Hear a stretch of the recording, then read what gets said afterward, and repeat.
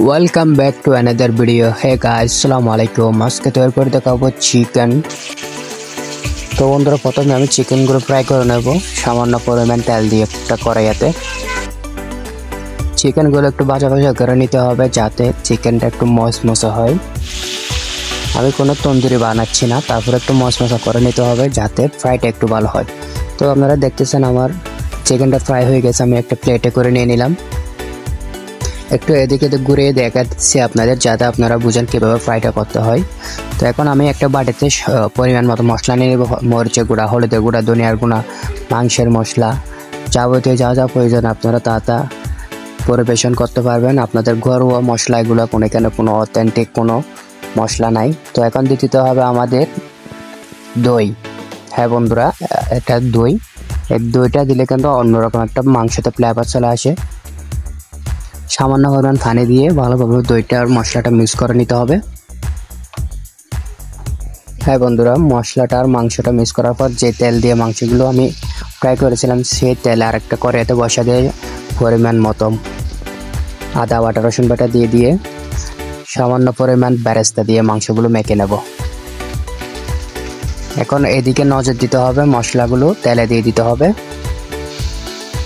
তেলটা যখন গরম হয়ে গেছে মশলাটা দিয়ে দিলাম। মশলাটা দিয়ে দেওয়ার পরে কিছুক্ষণ নেড়ে চেড়ে দিয়ে দেখতেছেন মশলাটা একটা ফ্লেভার চলে আসছে। এখন দিয়ে দিতে হবে মাংসগুলো, একটা একটা দিয়ে দিবেন যাতে ভেঙে না যায়। মাংসগুলো দিয়ে দেওয়া হয়ে গেলে কিছুক্ষণ রেখে তারপর নেড়ে চেড়ে দিবেন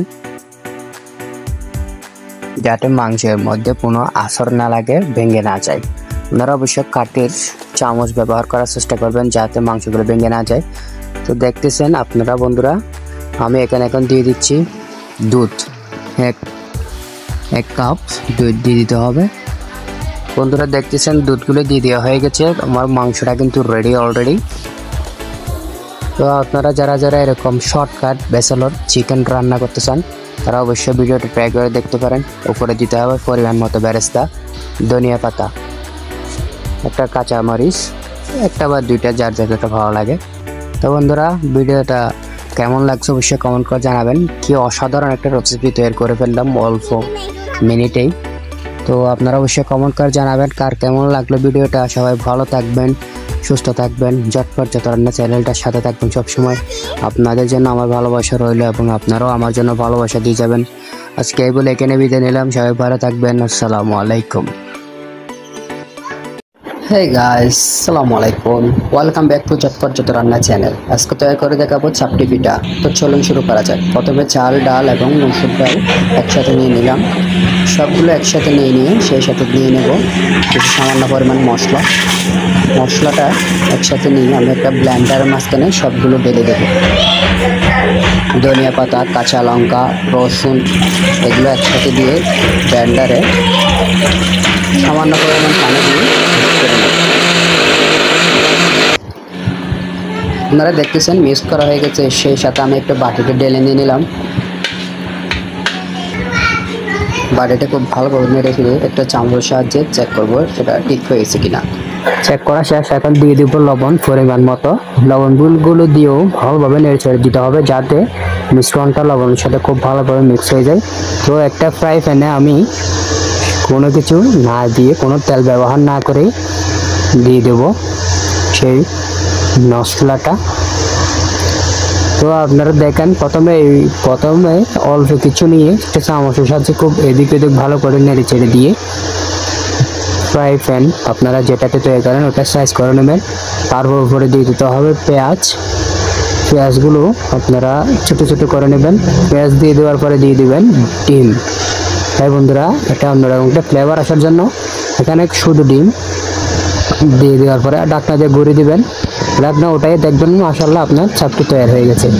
তো বন্ধুরা, চাপটি কিন্তু এভাবেই তৈরি করে থাকি আমরা, আপনারা সবাই, তবে অনেকেই অনেক রকম করে তৈরি করে থাকেন। তো বন্ধুরা, ভিডিওটা ভালো লাগলে অবশ্যই চ্যানেলটা সাবস্ক্রাইব করবেন। ভিডিওটা ভালো লাগলে একটা কমেন্ট এবং একটা লাইক দিয়ে আপনাদের বন্ধুদের মাঝে শেয়ার করে দিয়ে যাবেন। ধন্যবাদ সাথে থাকার জন্য। বাঙালির জনপ্রিয় একটি খাবার চিংড়ি মালাই। বন্ধুরা, চিংড়ি মালাই কান্না ভালো লাগে। আসসালামু আলাইকুম, ঝটপট যত রান্না চ্যানেলে নতুন আরেকটা ভিডিওতে স্বাগতম। আপনাদের সামনে আজকে তৈরি করব চিংড়ি মালাই রেসিপি। তো প্রথমে আমি একটা বাটিতে কিছু চিংড়ি মাছ ধুয়ে কুটে নিয়ে নিলাম, সেই সাথে নিয়ে নিলাম কিছু টমেটো কুচি আর পেঁয়াজ কুচি, সেই সাথে নিয়ে নিলাম একটা কড়াইতে গরম করে দিয়ে দেবো সামান্য পরিমাণ তেল, পরিমাণ মতো। তেলটা গরম হয়ে যাওয়ার পরে দিয়ে দেবো চিংড়ি মাছগুলো আমি আগে হলুদ দিয়ে একটু মাখিয়ে নিয়েছিলাম, যাতে মাছগুলো একটু কালার চলে আসে। কিছুক্ষণ তেলে ভাজা নেওয়ার পরে দেখবেন মাছটা একটা লাল কালার চলে আসছে। লাল কালার হয়ে যাওয়ার পর কিছুক্ষণ এদিকে নেড়ে চেড়ে দিয়ে একটা চামচ করে প্লেটে নিয়ে নিতে হবে। এক এক করে আমি সবগুলো মাছ নিয়ে নিলাম। মাছের কালারটা দেখেন অসাধারণ ইয়াম্মি লাগতেছে। সেই তেলেই আবার পেঁয়াজ কুচিগুলো দিয়ে দেব। পেঁয়াজ কুচিগুলো সবগুলো দেওয়া হয়ে গেলে চামচের সাহায্যে খুব ভালোভাবে তেলের সাথে পেঁয়াজ কুচিগুলো একটু নরম করে নিতে হবে, যাতে পেঁয়াজ কুচির যেটা ফ্লেভার সেটা চলে আসে। সেই সাথে লবণ দিয়ে দিতে হবে, যাতে পেঁয়াজ কুচিটা আরো ভালোভাবে একটু মেকি হয়ে যায়। এখন দিয়ে দিব মশলাটা একটা প্লেটে নিয়ে পরিমাণ মতো পানি দিয়ে একসাথে গুলিয়ে এরপর পেঁয়াজের উপর ঢেলে দিতে হবে।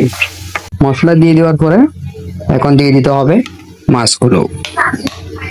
টমেটোটা আগে দিয়ে দেব, মাছটা একটু পরে দিব, কারণ টমেটোটা একটু নরম হয়ে গেলে বেটার। এখন বন্ধুরা দেখতে পাচ্ছেন একটু নেড়ে চেড়ে দিতে হবে। তেলের উপর কিছুক্ষণ রাখতে হবে। তেলটা যখন একটু ভালো হয়ে যাবে, রেডি হয়ে যাবে, তখন চিংড়ি মাছগুলো দিয়ে দিতে হবে। চিংড়ি মাছগুলো দিয়ে দেওয়ার পরে এদিক ওদিক খুব ভালোভাবে নেড়ে দিতে হবে, যাতে মশলাটা যেটা খাড়িটা চিংড়ির সাথে অ্যাডজাস্ট হয়। তো বন্ধুরা এর শেষ। এখন আমি সামান্য পরিমাণ পানি দিয়ে দেবো, যেটা না দিলে মাছগুলো কষানো যাবে না, সেজন্য সামান্য পরিমাণ পানি দিয়ে দেবো, আধা কাপ পানি। আপনারা চাইলে কম বেশি দিতে পারেন। তো পানিটা কষানো হয়ে গেছে, এখন দিয়ে দিতে হবে ধনিয়া পাতা। বন্ধুরা ধনিয়া পাতা দিয়ে শেষ। এখন চিংড়ি কারি কিন্তু অলরেডি শেষের দিকে। তো বন্ধুরা ভিডিওটা আছে এতটুকুই। ভিডিওটা ভালো লাগলে চ্যানেলটা সাবস্ক্রাইব করে যাবেন এবং কেমন হয়েছে অবশ্যই জানাবেন। শুটকি ভর্তা কার না ভালো লাগে। আসসালামু আলাইকুম, ঝটপট যত রান্না চ্যানেলে সবাইকে স্বাগতম। প্রথমে একটা কড়াইতে তেল দিয়ে দিব। তেলটা গরম হয়ে উঠলে দিয়ে দেবো পেঁয়াজ কুচি, সেই সাথে টমেটো কুচি আর পেঁয়াজ কুচি করি সামান্য তেলে গরম হয়ে উঠলে সামান্য পরিমাণ দিয়ে দিতে হবে লবণ, পরিমাণ মতো, কম আর বেশি সবাই দিতে পারেন। লবণ দেওয়া হয়ে গেলে একটা চামচের সাহায্যে লবণ গুলো ভালোভাবে যাতে মিক্স হয় সেজন্য একটু নেড়ে চেড়ে দেব। নেড়ে চেড়ে দেওয়ার পরে সবগুলো যাতে মিশ্রণটা ভালো হয়, পেঁয়াজ কুচি, টমেটো আর লবণ, তার জন্য কিছুক্ষণ রেখে দেব। তো বন্ধুরা আপনারা দেখতে পাচ্ছেন আমার পেঁয়াজ কুচিগুলি হয়ে গেছে এবং রেডি হয়ে গেছে। এখন দিয়ে দিতে হবে আমার মশলা কি কি দিতে হবে। প্রথমে মরিচের গুঁড়া পরিমাণ মতো, যারা অবশ্যই যারা একটু কম খান তারা একটু কমে দিবেন। সেই সাথে জিরার গুঁড়া, ধনিয়ার গুঁড়া, দুইটা তিনটা মশলা দিলে এনাফ। বেশি মশলা দিলে কিন্তু স্বাদটা রয়ে যাবে না। সেক্ষেত্রে আমার সামান্য পরিমাণ পানি দিয়ে খুব ভালোভাবে নেড়ে চেড়ে দিতে হবে, যাতে মশলাটা ভালোভাবে পেঁয়াজ কুচির সাথে খুব একটা অ্যাডজাস্ট করে নেয়। অনেকক্ষণ ভালোভাবে নেড়ে চেড়ে দেওয়ার পরে কি করব, কিছুক্ষণ রেখে দেব। কিছুক্ষণ রেখে দেওয়ার পরে দেখতেছেন তেলগুলো উপরে চলে আসে। সেই সাথে আমি ছুরি শুটকিগুলো দিয়ে দেবো। যে ছুরি শুটকিগুলো আগে দিয়ে সিদ্ধ করে রেখে দিয়েছিলাম, ছুরি শুটকিগুলো দিয়ে দেওয়ার পরে আমি এখানে খুব ভালোভাবে নেড়ে চেড়ে দেবো। এমন ভাবে নেড়ে চেড়তে হবে যাতে শুটকিগুলো ভেঙে না যায়। হ্যাঁ বন্ধুরা, শুটকিগুলো ভেঙে না যায়। সেই সাথে আমি দিয়ে দেবো টমেটো কুচি, যা অন্যরকম একটা ফ্লেভার নিয়ে আসবে শুটকি ভাজিতে। এরকম শুটকি ভাজি কার না পছন্দ।